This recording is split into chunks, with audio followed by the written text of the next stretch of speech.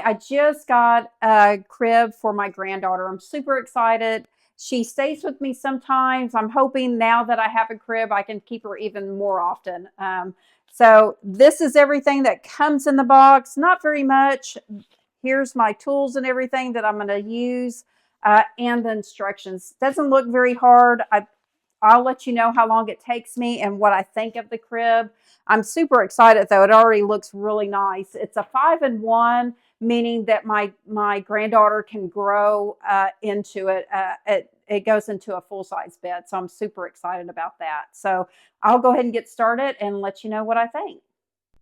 Okay, so I am finished with assembling the crib. It came out great. What I love about the crib is it has this satin finish, which is not really shiny, but it's not a flat paint. I love that. It's going to be easy to clean.